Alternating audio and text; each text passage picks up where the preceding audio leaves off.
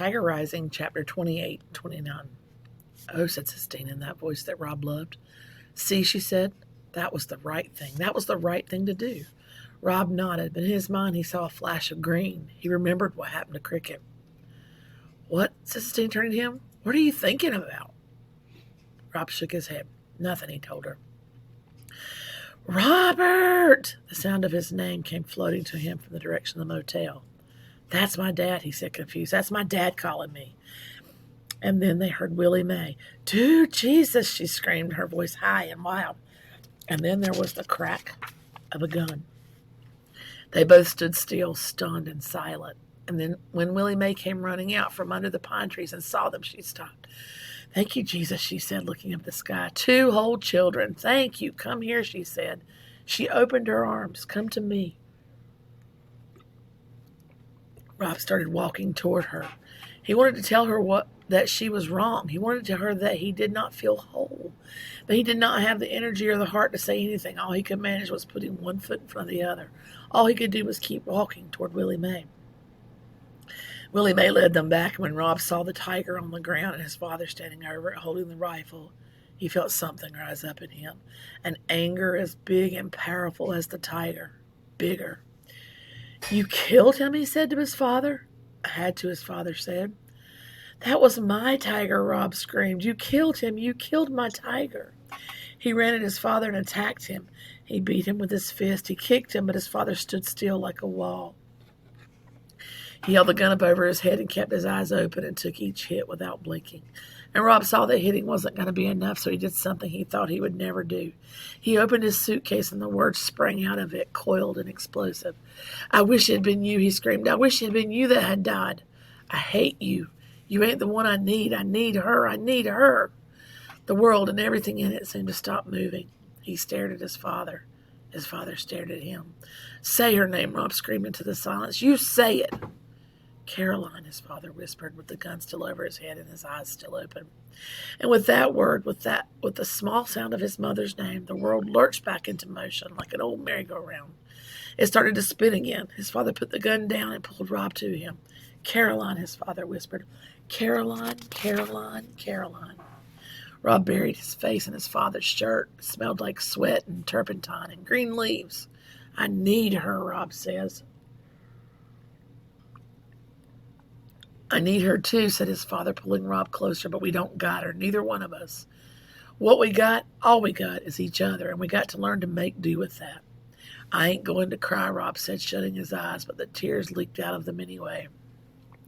Then they came in a rush, and he couldn't stop. He cried from somewhere deep inside himself, from the place where his mother had been, the same place that the tiger had been and was gone from now. Rob looked up and saw his father wiping tears from his own eyes. All right, said his father, holding Rob tight. That's all right, he said. You're okay. When Rob finally looked up again, he saw Willie Mae holding Sistine like she was a baby, rocking her and saying, shh. Willie Mae stared back at him. Don't think you're going to start pounding on me now, she said. No, ma'am, said Rob. He wiped the back of his hand across his nose and slid out of his father's arms. I went and got your daddy, Willie Mae told Rob as she swayed back and forth, rocking Sistine. I figured out what you was going to do, and there ain't no telling what that tiger would have done once he got out of that cage. I went and got your daddy so he could save you. Yes, ma'am, said Rob. He went and stood over the open-eyed tiger. The bullet hole in his head was red and small, and it didn't look big enough to kill him. Go ahead and touch him, said Sistine. Rob looked up. She was standing beside him. Her dress was twisted and wrinkled. Her eyes were red. Rob stared at her, and she nodded. So he knelt and put out a hand and placed it on the tiger's head. He felt the tears rise up in him again. Sistine crouched down next to him. She put her hand on the tiger, too. He was so pretty, she said. He was one of the prettiest things I've ever seen, Rob nodded. We have to have a funeral for him, Sistine said. He's a fallen warrior. We have to bury him right. Rob sat down next to the tiger and ran his hand over the rough fur again and again, while the tears traveled down his cheeks and dropped onto the ground. Chapter 29. Rob and his father worked with shovels to dig a hole that was deep enough and wide enough and dark enough to hold the tiger, and the whole time it rained. We got to say some words over him, said Willie Mae when the hole was done and the tiger was in it. Can't cover up nothing without saying some words. I'll say the poem, said Sistine. She folded her hands in front of her and looked down at the ground. Tiger, tiger, burning bright, in the forest of the night, she recited. Rob closed his eyes. What immortal hand or eye could frame thy fearful symmetry? Sistine continued. In what distant deeps or skies burnt the fire of thine eyes? On what wings dare he aspire? To Rob's the words sounded like music, but better. His eyes filled up with tears again. He worried that now that he had started crying, he might not ever stop. That's all I remember, said Sistine after a minute. There's more to it, but I can't remember it. You say something now, Rob, she said. I don't got nothing to say, said Rob, except for I loved him. Well, said Willie Mae, what I got to say is I had good experiences with animals in cages. She reached into her dress pocket, took out the wooden bird, and bent down and laid it on top of the tiger. That ain't nothing, she said to the tiger. Just a little bird to keep you company. She stepped back away from the grave. Rob's father cleared his throat. He hummed softly, and Rob thought he was going to sing.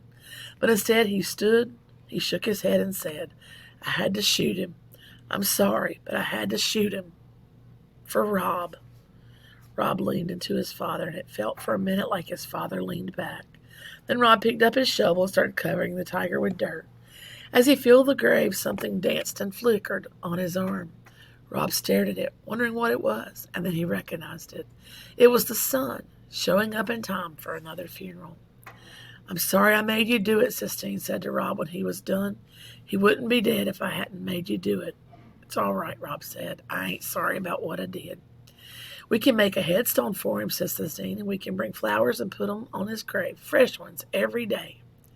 She slipped her hand into Rob's. I didn't mean what I said before about you being a sissy, and I don't hate you. You're my best friend. The whole way back to the Kentucky Star, Rob held on to Sistine's hand. He marveled at what a hand it was and how much comfort there was in holding on to it. And he marveled, too, at how different he felt inside, how much lighter, as if he had set something heavy down and walked away from it, without bothering to look